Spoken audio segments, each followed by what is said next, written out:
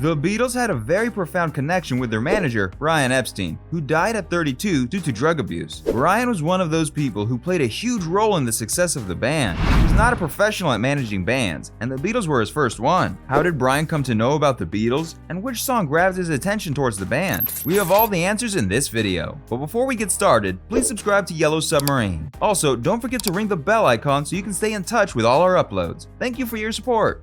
Brian Epstein.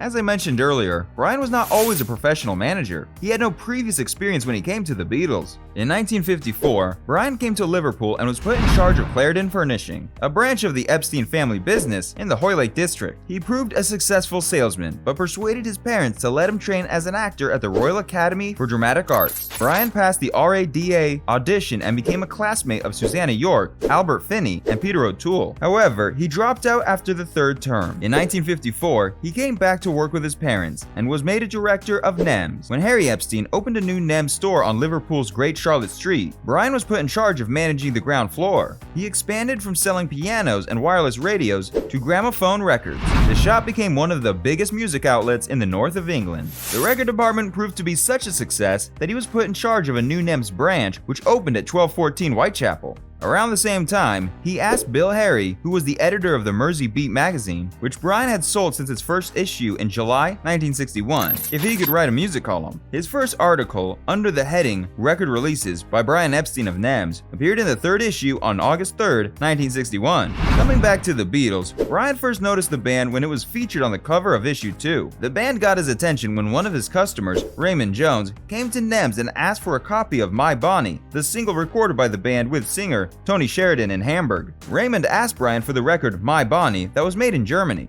Out of curiosity, Brian asked him who made the record. Raymond told him that he wouldn't have heard about them and that it was recorded by a group called the Beatles. A few days later, some girls made the same request. Epstein was puzzled because no such record was available from any British label. After some digging, he found that the record had been issued in Germany. The band was not credited anywhere on the disc, but it was available as an import. He was surprised to discover that the group was from Liverpool and was playing at a nearby club on Matthew Street. In November 1961, Epstein decided to take in a musical group he had heard about. John Lennon, McCartney, George Harrison, and their then drummer, Pete Best, were performing at a lunchtime concert at the nearby Cavern Club. He walked 250 steps from his shop, through an alley, and down the 18-stone stairs to a local stellar club, the Cavern. The show was filled with teenagers, and Brian and his assistant were the only two people older than the rest of the crowd. Initially, Brian didn't like the vibe of the atmosphere. He started regretting his decision to come. He then saw the group appearing in their black leather jackets, their wild hair, and unkempt look.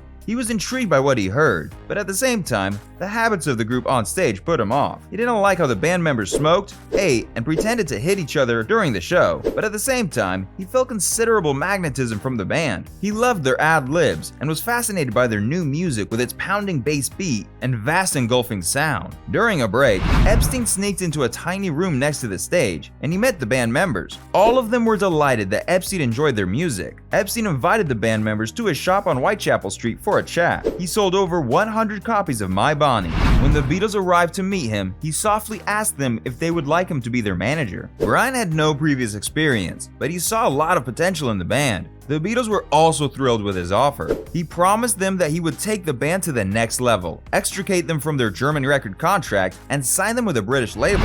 Lennon was the first one to commit to Brian to the manager's position. Brian belonged to one of the most prominent families in Liverpool. He wore pinstripe suits with silk cravats and drove a luxury Zephyr Zodiac. The band members were very much impressed by his richness. Some of the band's family members were not pleased with him, but when they first met him personally, they were convinced Brian was the right fit for the band. The first thing that Brian did as the Beatles manager was recast their image. He had their hair styled, took them out of the leather jackets, and put them into finely tailored mohair suits. On stage, he insisted that they looked and act like professionals. They started showing up to their gigs on time, stopped drinking and smoking on stage, began to play from a set song list, and added an endearing polite bow in unison at the end of each performance. After that, Brian started pitching the band to record companies. The Beatles were rejected by nearly every major label, but due to the persistent attitude of Brian, the process kept going. With With his search for a record label, he responsibly managed his duties at NEMS. According to his friend and business associate Peter Brown, Epstein's intense commitment to the Beatles did have its dark side. He said that during his time with the band, he started taking amphetamines. The Beatles got their big break when Epstein was introduced to the music publisher for EMI Company at a record shop in London. Although the group had already been rejected by 3 of the 4 main labels at EMI, the publisher Sid Coleman directed him to George Martin, who was impressed by the young Brian. After just 6 months of being signed as their manager, he led the Beatles to their first test recording session on June 6, 1962.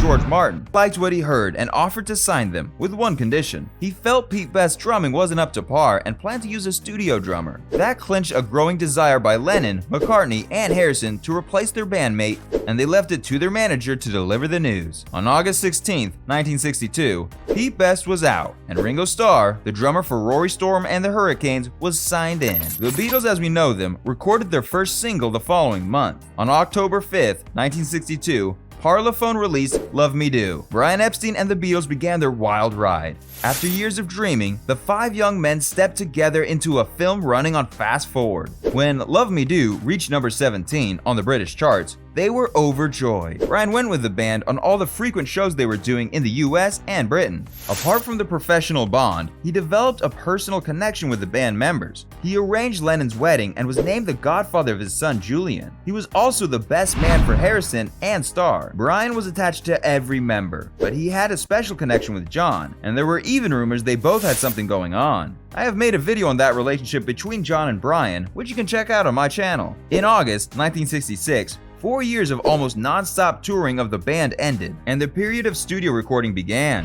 With a constant organizational workload removed, many believed Epstein's importance to the band would wane. That notion would never be proved, as Epstein died unexpectedly due to an overdose of sleeping sedatives mixed with alcohol on August 27, 1967. He was 32. Officially ruled an accident, rumors circulated it was suicide. The death of Brian brought a lot of problems to the band. He was the one who had kept them on track, organized their schedules, and was their constant champion. After less than 3 years of his death, the band split. The Beatles were made a part of the Rock and Roll Hall of Fame in 1988. The Beatles have estimated sales of over 800 million records worldwide. They have had more #1 albums on the British charts and sold more singles in the UK than any other act. Epstein was the driving force behind their success. He was introduced into the Rock and Roll Hall of Fame in 2014 in the non-performer category. The death of Brian devastated the band and changed their future. If he had lived, the scenario would have been different. But Epstein brought such a band into existence that the world had never seen. Because of him, we have masterpieces that can never be forgotten. Hit the like button if you love Brian for his dedication to the Fab Four. Also, please don't forget to subscribe, share the video, and comment down your thoughts below. I will see you guys in the next one.